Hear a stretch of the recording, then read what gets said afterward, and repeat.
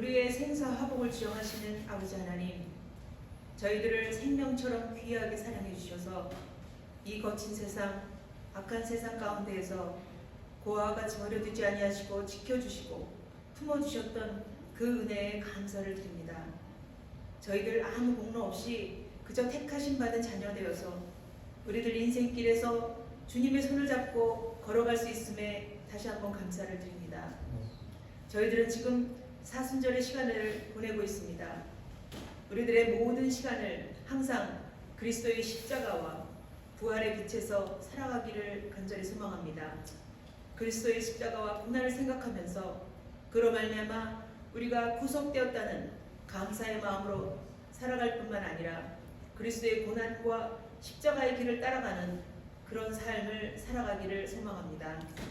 그리하여 우리들의 믿음의 여정이 늘 그리스도의 부활 생명이 충만한 삶을 살기를 간절히 소망합니다. 그러나 이 영적 여정 가운데 저희 욕심과 교만과 경험의 노예가 되지 말고 오직 주님의 뜻을 바라보며 순종하는 믿음을 주셔서 주님과 함께 천국 가는 그날까지 주님의 손을 잡고 걸어갈 수 있기를 간절히 소망합니다.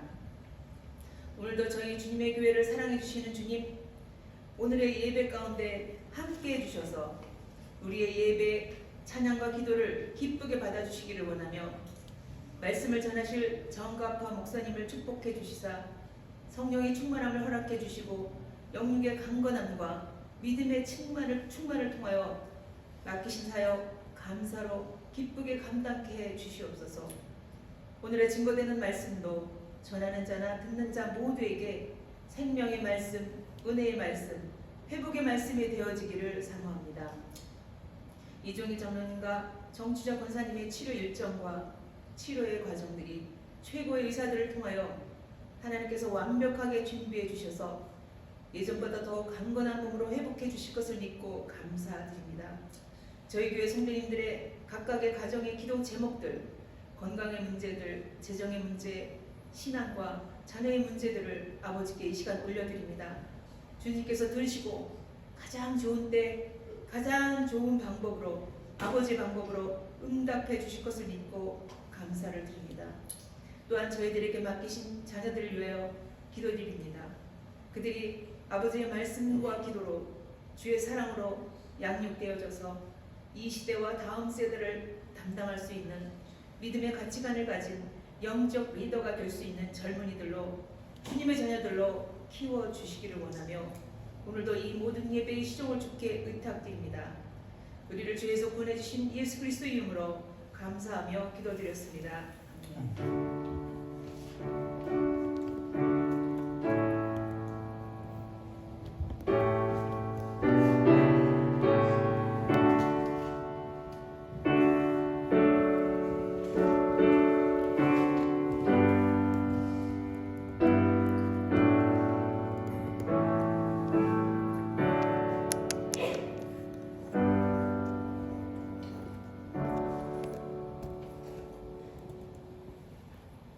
응원하겠습니다.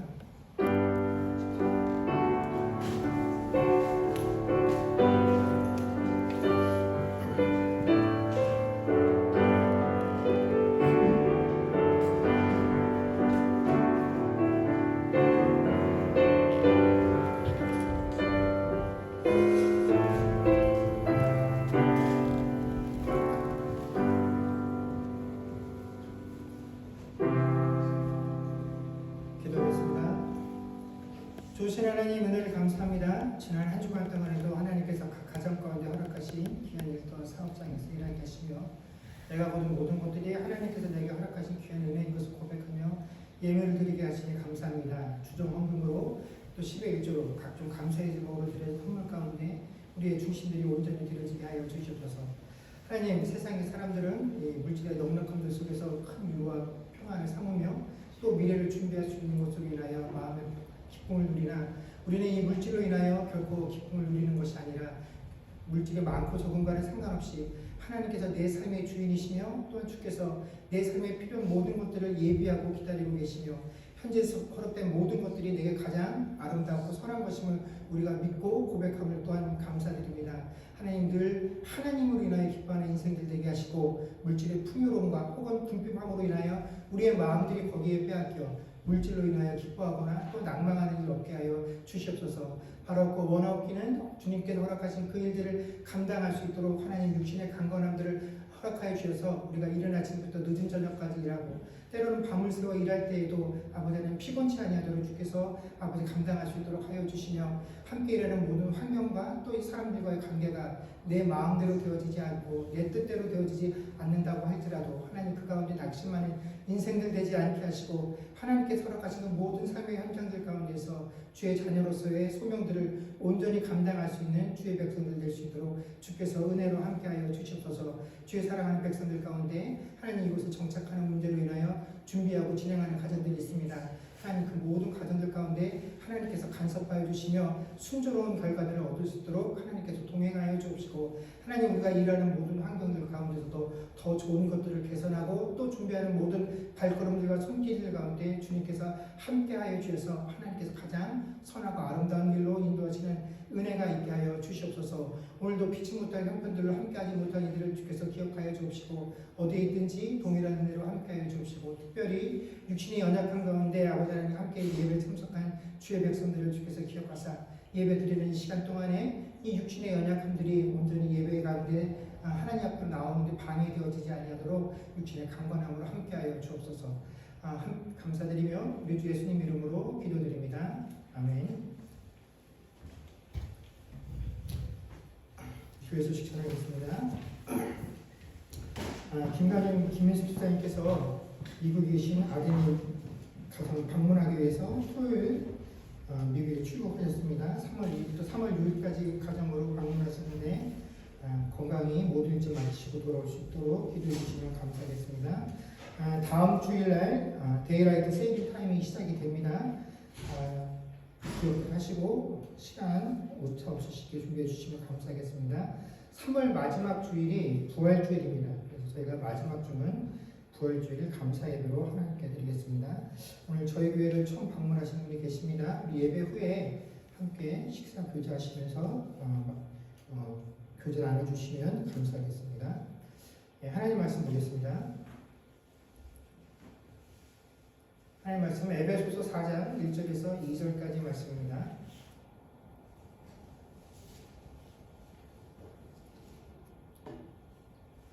에베소서 4장 1절에서 2절까지 말씀을 저 여러분이 함께 읽도록 하겠습니다. 읽겠습니다. 시작. 그러므로 주 안에 갇힌 내가 너희를 권하노니 너희가 부르심을 받은 일에 합당하게 행하여 모든 겸손과 온유로 하고 오래 참음으로 사랑 가운데서 서로 용납하고 아멘.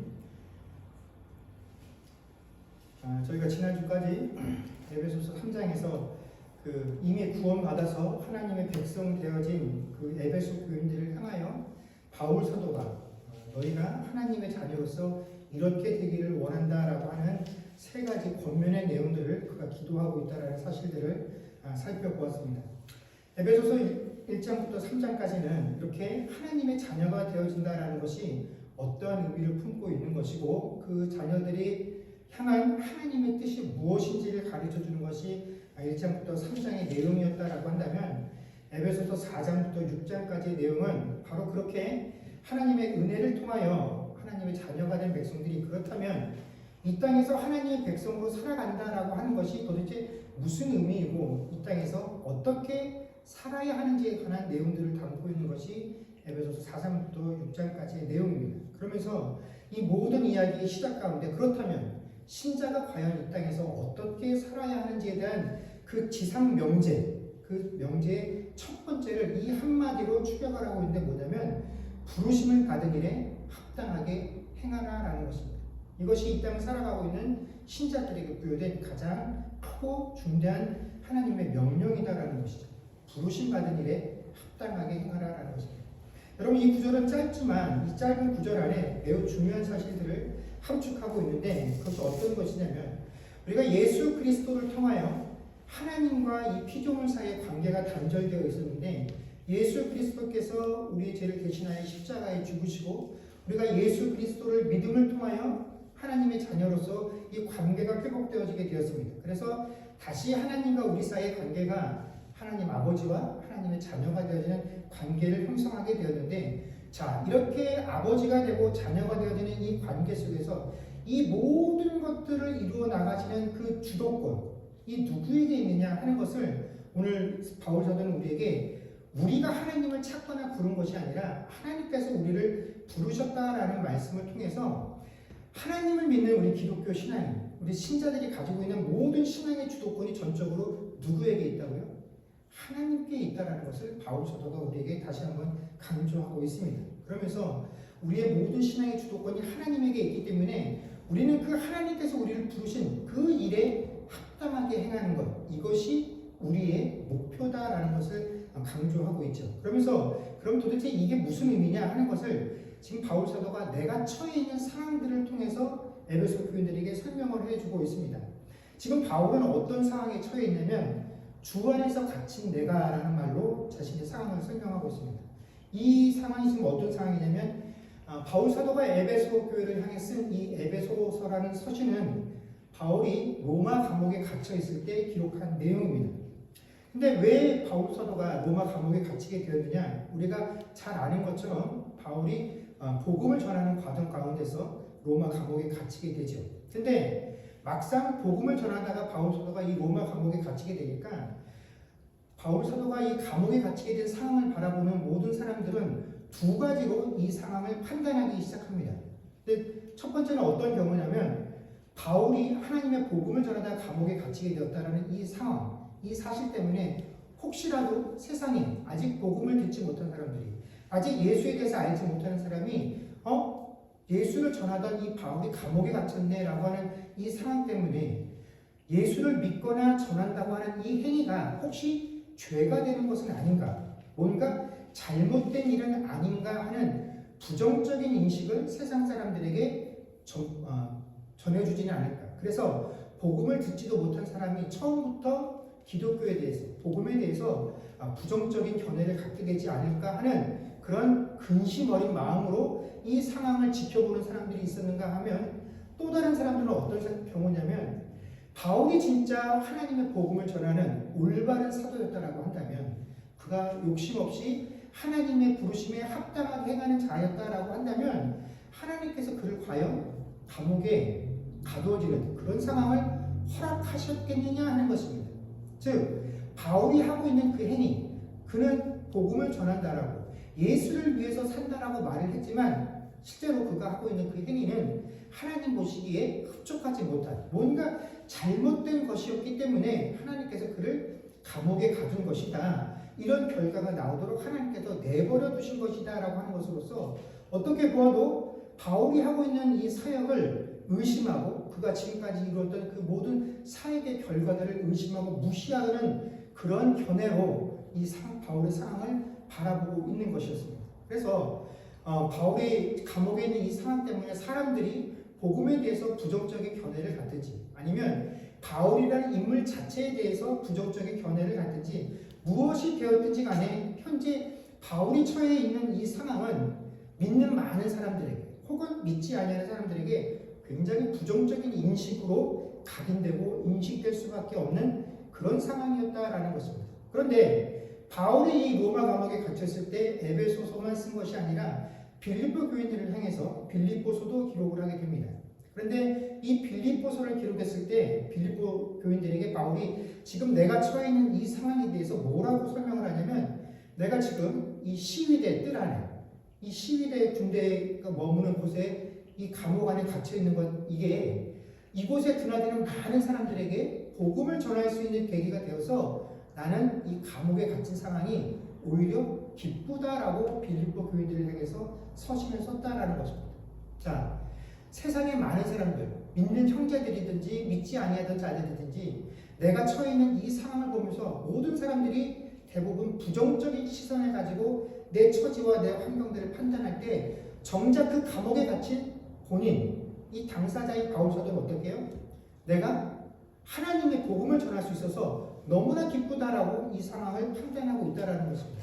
어떻게 바울 사도가 이렇게 할 수 있느냐? 이것은 내가 무엇을 위하여 하나님께 부르심을 받았는지에 대한, 내가 왜 하나님의 자녀로 사도로 부르심을 받았는지에 대한 이 분명한 이해가 있었기 때문에 바울 사도는 지금 이 상황에서도 기뻐할 수 있다라고 고백을 할 수 있었다라는 것입니다. 여러분, 우리가 잘 아는 것처럼 바울 사도는 회심하기 이전에는 예수 믿는 사람들을 핍박하는 것에 있어서 당대의 제1인자였습니다.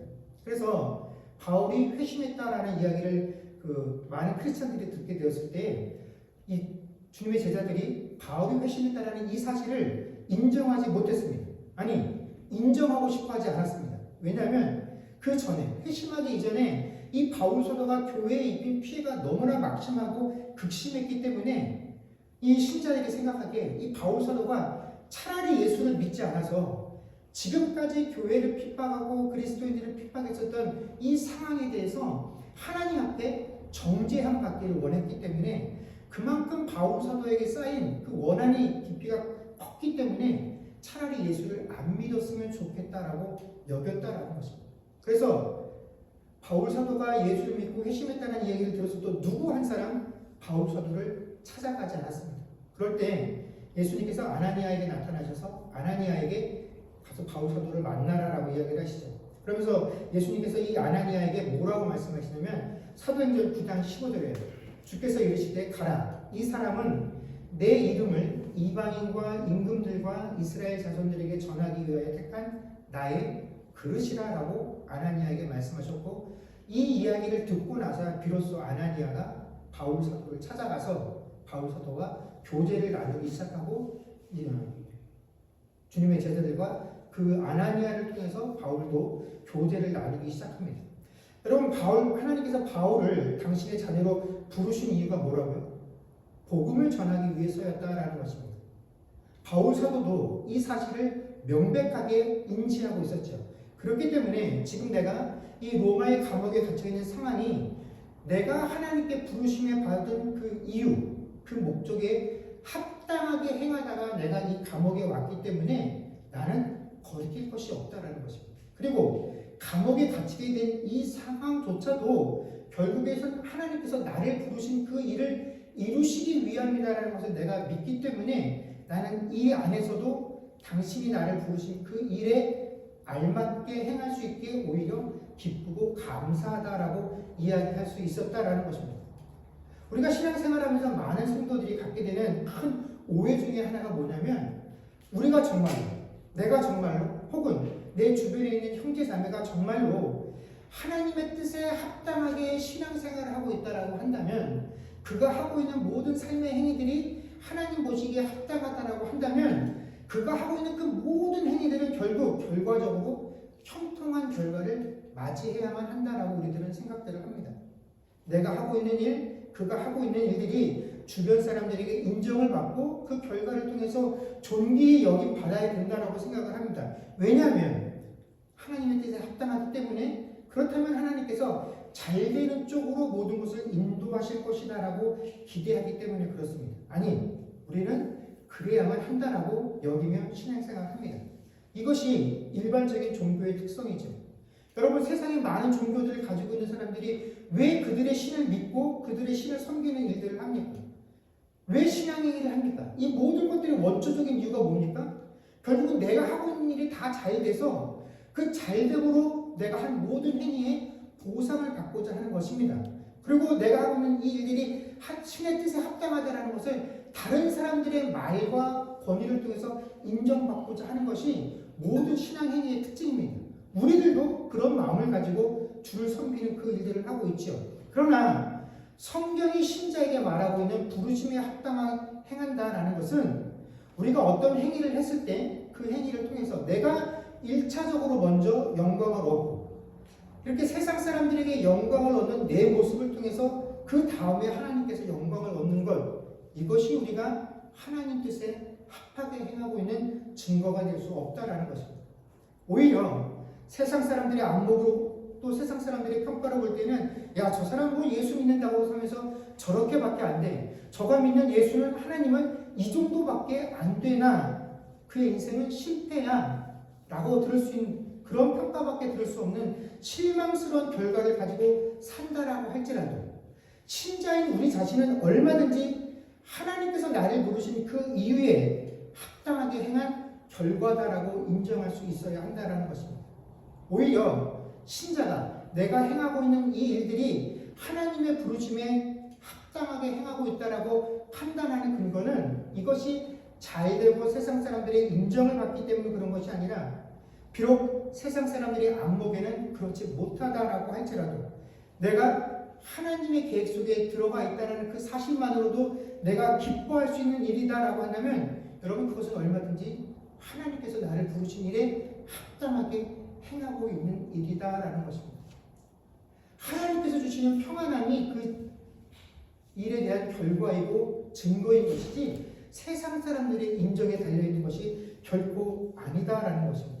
그리고 그렇다면 우리가 하나님께 부르심 받은 일에 합당하게 행할 때 정말로 중요한 것은 세상 사람들이 말하는 그런 결과가 아니라 오히려 그 일들을 행할 때 그 일을 임하는 우리들의 자세와 태도가 훨씬 더 중요한 근거가 되는데, 우리가 어떤 태도와 자세로 하나님 부르신 일에 합당하게 임해야 하느냐 하는 그 설명이 바로 2절인데, 모든 겸손과 온유로 우리가 부르심에 합당하게 행해야 한다라고 바울 사도가 권면하고 있습니다.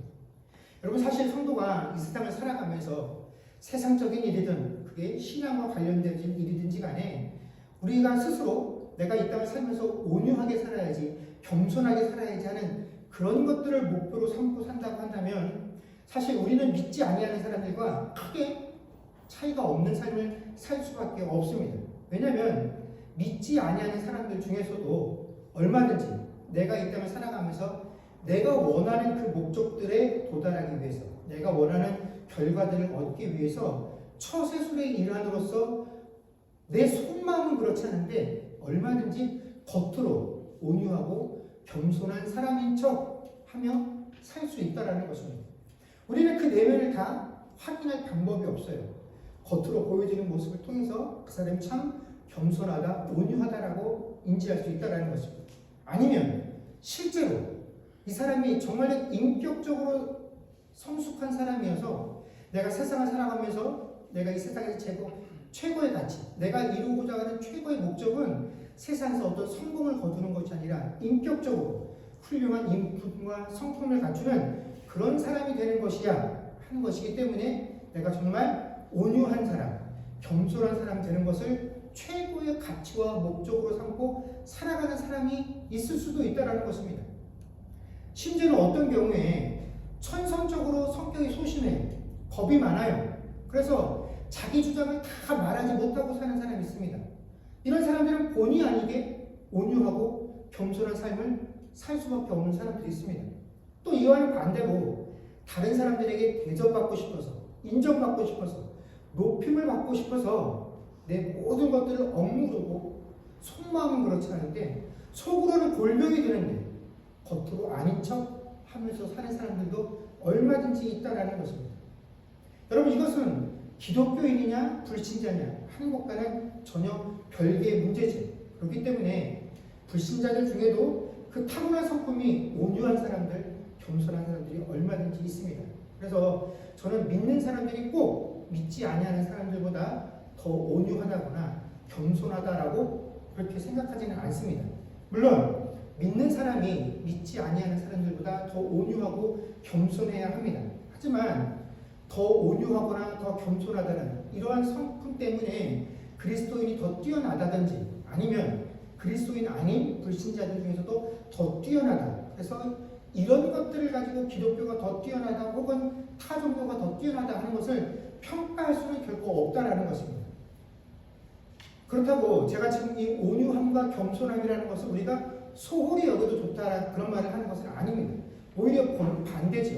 오늘 바울 사도가 우리에게 요구하고 있는 것처럼 이 온유함과 겸손함, 그리스도인들이 갖추어야 될 온유함과 겸손함의 특징은 모든 겸손함과 모든 온유함이다라는 것입니다.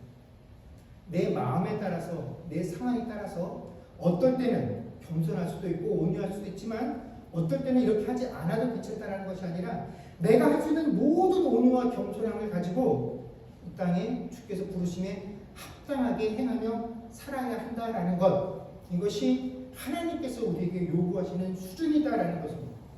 여러분, 오늘날 우리가 이미 여러 차례 이야기를 하고 있지만 기독교가 이 땅에서 많은 지탄들을 또 비난들을 받으며 살아가고 있습니다.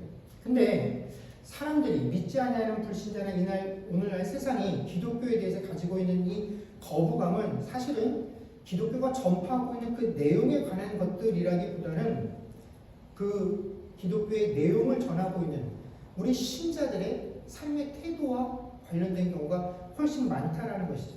물론 이 세상이 우리가 전하고 있는 복음의 모든 내용, 예수 그리스도가 구원받을 수 있는 유일한 방편이다라는 이 내용, 오직 복음만이 절대적인 진리다라는 이 사실을 세상이 다 인정하지는 않지만 그래도 세상은 최소한 예수님을 세계 4대 성인 중에 한 명으로 인정을 하고 그분께서 가르쳐 주신 내용, 특히 예수님께서 전하셨던 그 사랑과 용서, 화해에 관한 내용들에 대해서는 굉장히 열광을 하고 심지어 교회와 우리 크리스천들을 향해서 너희도 예수님이 전한 그 사랑과 용서와 화해를 좀 보여주며 살아라라고 우리에게 요구한다라는 것이죠. 근데 그런 내용을 우리가 전하고 있음에도 불구하고 세상이 복음을 거절하는 이유는 이 내용을 전달하는 그리스도인들의 태도에 문제가 있기 때문에 그렇다라는 것입니다. 여러분, 우리가 잘 알고 고백하는 것처럼 예수님께서는 죄인인 나를 구원하시기 위해서 근본 하나님과 본체시나 하늘의 영광된 보좌를 포기하시고 죄인인 인간의 몸을 입고 낮고 천한 이 땅에 임하셔서 죄인들이 지시는 그 십자가에서 죽으시고 그 십자가에서 흘리신 보혈의 공로를 통하여 우리를 구원하시고 당신의 자녀 삼아 주셨습니다.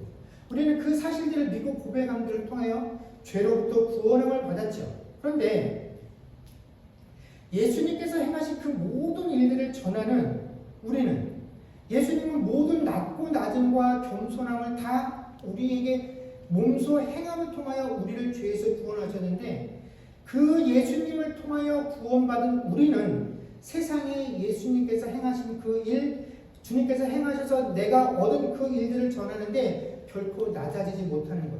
이것이 바로 문제이기 때문에 그렇다라는 것입니다.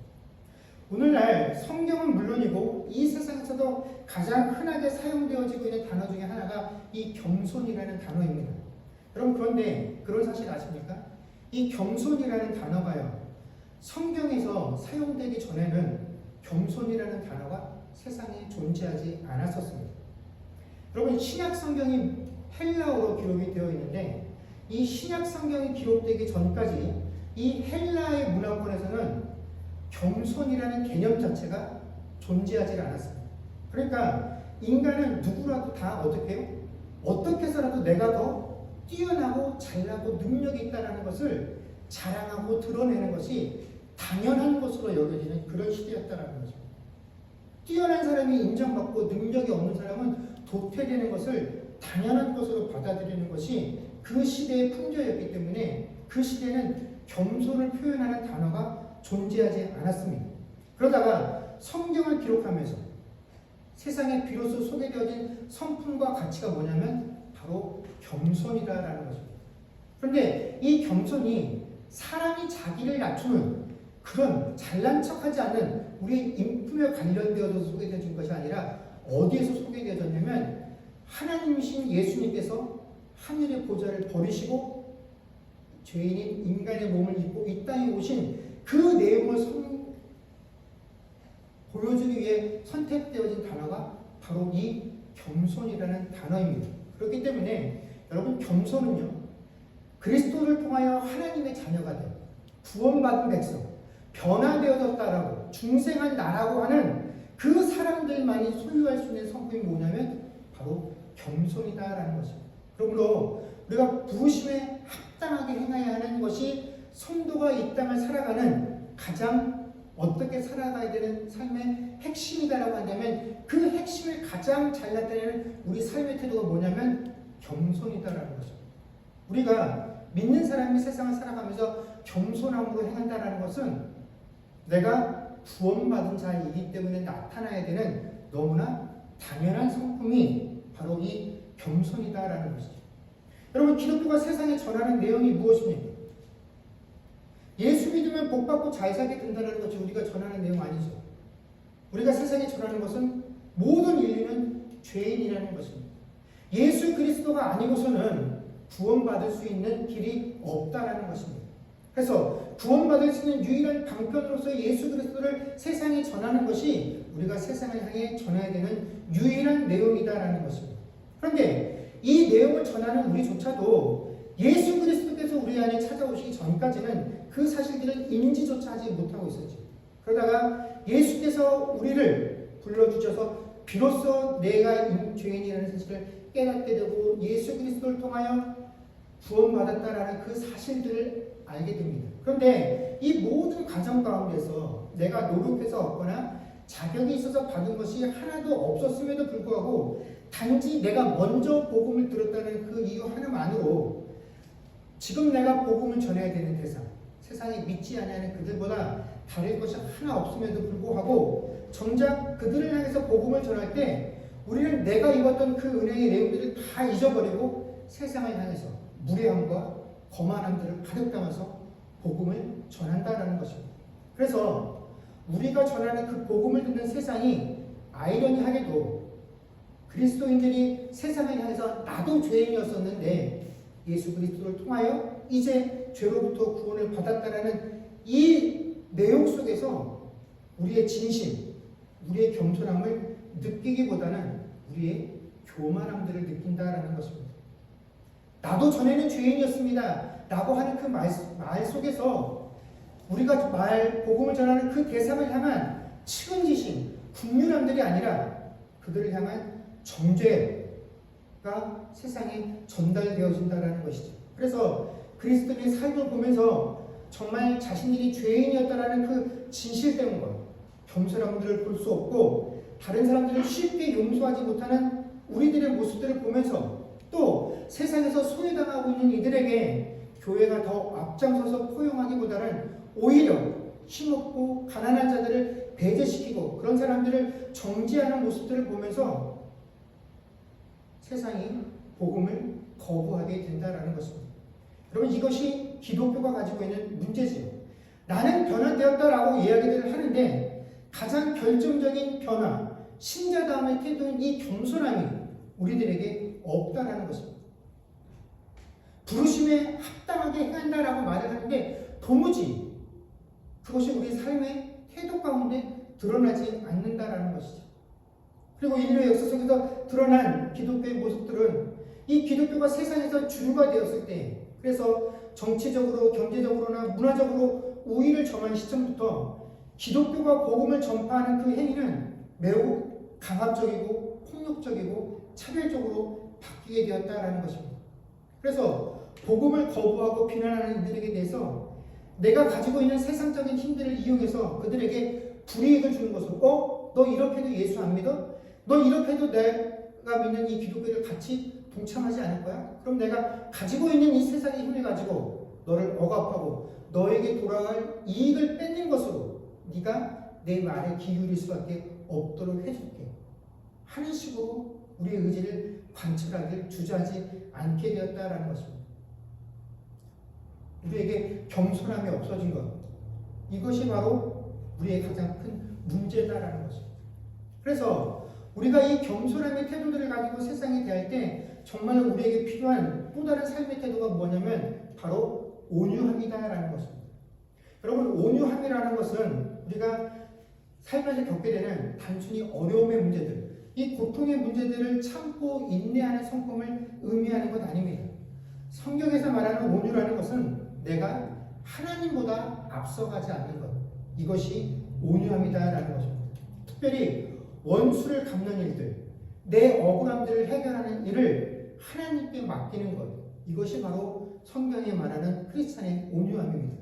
사람들은 내게 충분한 능력, 지위가 있다라고 한다면 나를 억울하게 하고 나를 아프게 하는 이들에게 원수를 갚는 일을 결코 주저하지 않습니다. 이것은 우리들도 마찬가지죠. 나에게 힘만 있다라고 한다면 어떻게 하든지 이 문제를 해결하고 하는 것이 우리 인간들의 욕구다, 본능이다라는 것입니다. 그러나 우리가 변화되어졌다고 한다면, 그리스도인으로서의 부르심에 합당하게 행하기를 원한다고 한다면 내 원수를 갚는 일을 내 삶의 최종 결정권자인 하나님께 내어드리는 것, 이것이 바로 신자가 갖춰야 될 온유의 모습이다라는 것입니다. 왜냐하면 우리 역시 죄인이고 아직도 내가 가지고 있는 옛사람의 성품들을 다 벗어버리지 못한 존재이기 때문에 우리는 함부로 누구를 정죄하거나 판단할 수 있는 위치에 있지 못하기 때문에 그렇다라는 것입니다. 나 역시도 아직까지도 그 하나님의 정죄로부터 온전히 벗어나지 못한 존재이기 때문에 그렇다는 것이죠. 우리는 의롭다 칭함을 받은 존재이지 내가 깨끗하기 때문에 아무런 흠이 없기 때문에 그런 자격을 얻은 존재가 아니다라는 사실을 인지해야만 합니다. 그래서 이러한 인식을 우리가 가지고 있을 때에라야 우리는 그리스도인으로서의 품어야 될 온유함들을 갖출 수 있다는 것이죠. 이 온유함을 우리가 어디서 잘 볼 수 있냐면 사사기 7장에서 확인할 수가 있습니다. 사사기 7장 말씀을 보면 우리가 잘 아는 기드온에 관한 내용이 등장을 하게 됩니다. 기드온이 이스라엘에 침공한 미디안 연합군이었던 13만 5천 명과 전쟁을 치르기 위해서 병사들을 모집합니다. 그때 처음에 모여든 사람이 2만 명가량인데 하나님께서 너무 많은 사람이 모였다라고, 그래서 혹시라도 너희가 전쟁에 이기면 너희 힘으로 이겼다라고 이야기할까 사람들을 돌려보내라라고 이야기를 합니다. 그래서 우리가 잘 아는 이런 가정들을 거쳐서 기드온이 사람들을 돌려보내고 남겨진 사람의 숫자가 300명이죠. 이 300명의 병사들을 데리고 전쟁을 치르게 됩니다.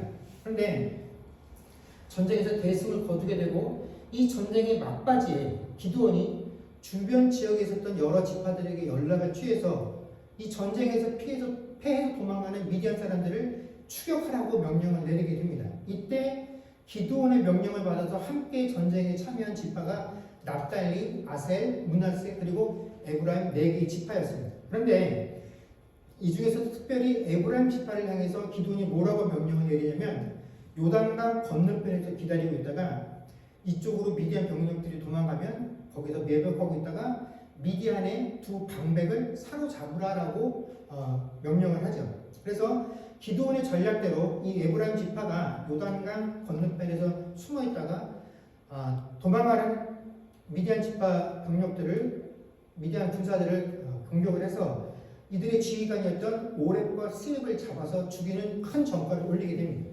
그리고 나서 드디어 이 전쟁에 참여했던 모든 사람들이 모였는데 이때 에브라임 사람 지파의 사람들이 기드온에게 화를 냅니다. 화를 냈던 이유가 뭐냐면 왜 처음부터 전쟁할 때 우리를 부르지 않았느냐 하는 것이 그들의 불평의 내용이었죠. 자, 목숨을 내놓고 싸움을 한 것은 기드온과 함께했던 300명의 용사들이었습니다. 근데 지금 이 상황을 놓고 에브라임 지파가 역정을 내고 있죠. 누가 보아도 지금 기드온에게 시비를 걸고 있는 이 에브라임 사람들이 결코 정당하지 못하다라는 것을 우리가 알 수 있습니다.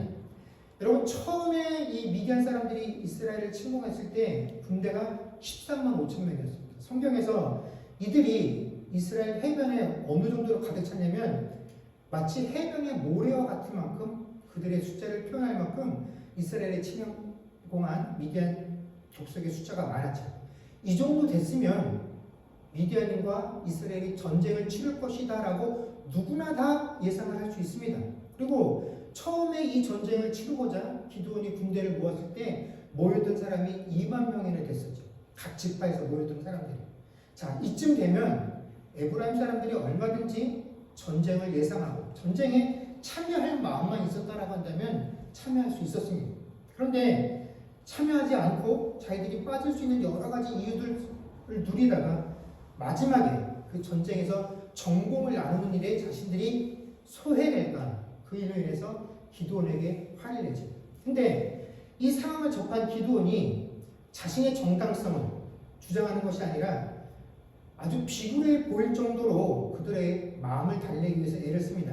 사사기 8장 2절 3절에 보면 이렇게 기록이 되어 있습니다. 제가 읽겠습니다. 기드온이 그들에게 이르되 내가 이제 행한 일이 너희가 한 것에 비교되겠느냐.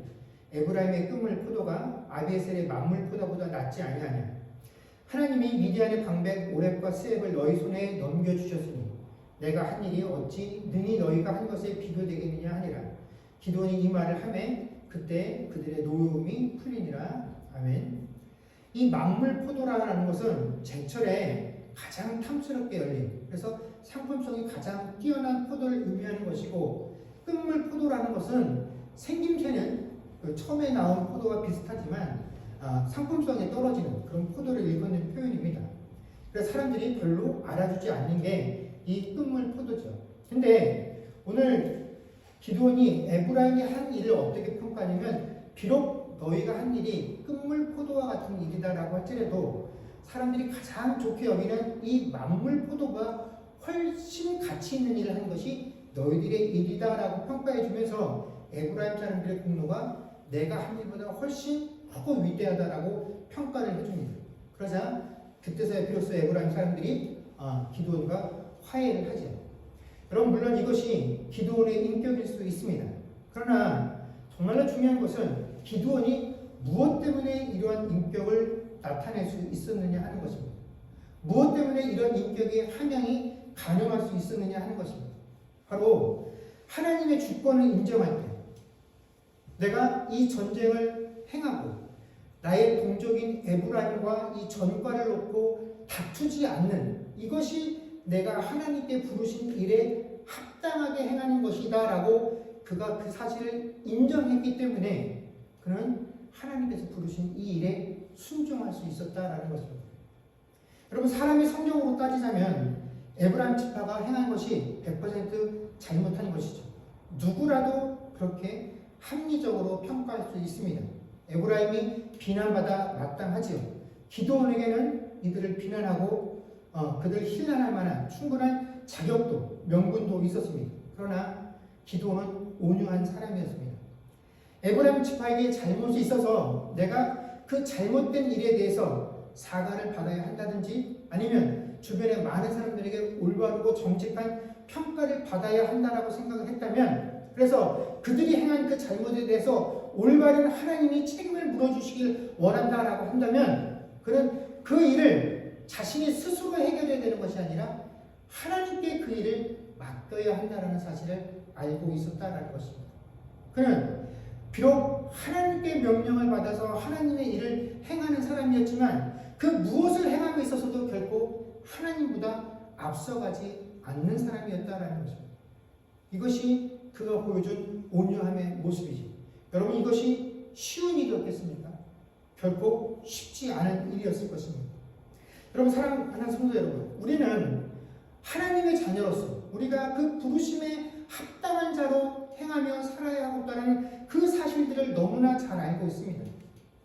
이렇게 행하지 않고 있다라고 한다면 우리가 그 부르심에 합하지 않은 것, 즉 나는 하나님의 자녀로 부름을 받지 않았거나 아니면 그 사실을 인지하고 있음에도 불구하고 고의적으로 그 부르심을 거부하며 살아가는 자들이지. 그러나 우리가 분명히 아는 것은 그 하나님께 부르심 받으며 합당하게 해야 하는 것이 어렵다라는 사실입니다. 우리가 그 부르심에 합당한 내용, 그 내용이 참 내가 100% 순종하며 살기 어렵다라는 것을 잘 알고 있습니다. 수많은 시험과 유혹 속에서 하나님, 정말 내가 마음의 뜻은 원하는데 내 육신이 연약해서 그대로 순종하며 살지 못합니다 라고 말할 때가 많이 있죠. 근데 사실 우리에게 이 내용보다도 더 어려운 것은 뭐냐면 하나님께서 우리에게 요구하시는 이 태도와 방법이 우리에게 더 어렵고 힘들다라는 것입니다. 우리는 능력을 가지고 하나님 일 하고 싶어 합니다. 야, 저 사람 하나님께 능력 받았어. 야, 저 사람 하나님께 복 받았어. 그러니까 저렇게 많은 것들을 가지고 풍성함들을 소유하면서 저것들 가지고 일하니까 참 좋겠네. 나도 저렇게 살았으면 저런 복을 받았으면 좋겠네 하는데 하나님은 우리에게 네가 정말로 내게 부름받은 모습에 합당하게 행하며 살기를 원하느냐? 그렇다면 이런 태도를 가지고 이런 모습을 가지고 세상에서 살기를 원한다. 근데 내가 원하는 건 뭐냐면 너희가 힘과 능력을 가지고 그 일을 하는 게 아니라 어떻게 해요? 온유함과 겸손함을 가지고 네가 그 일을 하기를 원해. 근데 그저 네가 마음 먹을 때 따라서 어쩔 땐 그것들 가지고 하다가 어쩔 땐 힘과 능력으로 어쩔 땐 분노를 가지고 그 일을 하는 게 아니라 너의 모든 겸손과 온유함으로 이 일을 행하라라고 우리에게 요구하신다라는 것입니다. 여러분, 이게 정말 우리에게 어렵고 힘든 일이다라는 것입니다. 그러나 우리가 분명히 알아야 합니다. 주께서 나를 위하여 이 땅에 오신 것만큼 그 낮아지신 만큼 그 겸손함을 우리에게 보여주신 것만큼 나를 낮추는 일에 우리가 자존심을 세워서는 안 된다라는 것입니다. 나를 억울하게 하는 이들, 그들과의 삶과 관계 속에서 시시비비를 해결하는 것에 집중하지 마십시오. 사실 이렇게 말씀을 전하고 있는 목사라고 하는 저도 제 안에 도대체 그리스도인으로서의 얼만큼의 겸손함과 온유함들을 품고 있는지 저 자신도 잘 모르겠습니다. 그러나 분명한 것은 주님께서 우리에게 요구하시는 것은 네가 품고 있는 모든 겸손과 온유함으로 내가 너를 부른 그 이유에 합당하도록 살아내라고 요구하시는 것입니다. 여기까지가 주님께서 우리에게 원하시는 것입니다. 사랑하는 성도 여러분, 이번 한 주간 하나님께서 우리를 부르신 그 자리에, 우리가 하나님의 자녀로 부름받은 그 자리에 합하게 행할 수 있도록 주님께서 원하시는 그 모든 온유함과 겸손함 가지고 나아갈 수 있는 저와 여러분들이 되어질 수 있기를 주의 이름으로 간절히 축원합니다. 기도하겠습니다.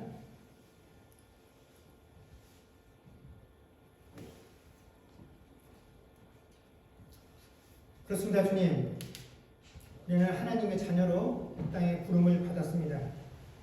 왜 주님께서 우리를 부르셨는지, 그렇다면 부름받은 우리들은 과연 이 땅에서 어떤 목적들을 가지고 살아야 하는지, 그 가장 큰 명제가 우리가 부르심에 합하게 행하는 것이고, 이 부르심에 합하게 행하는 삶을 살아갈 때 우리에게 요구되어지는 삶의 태도는 모든 온유함과 겸손함을 가지고 그 부르심에 합하게 행하는 것입니다.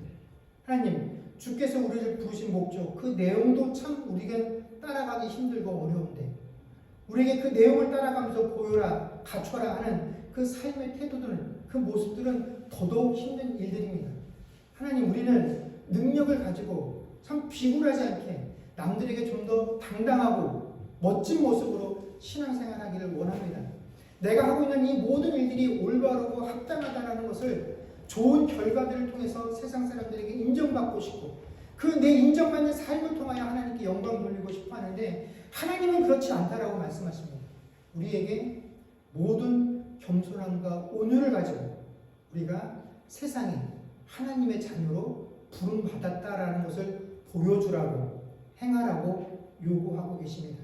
그것도 내 마음이 좋을 때, 내 환경이 허락되어질 때뿐만 아니라 내가 할 수 있는 그 모든 겸손과 온유함들을 가지고 행하라고 하시니, 하나님, 내가 그렇지 못한 환경과 처지에 처해 있다라고 할지라도, 내 마음이 그것들을 용납하지 않는다라고 할지라도, 하나님, 그 모든 상황 가운데 모든 겸손과 온유함으로 하나님께서 나를 부르신 그 일에 합당한 삶을 살아내는 우리가 되게 하여 주옵소서.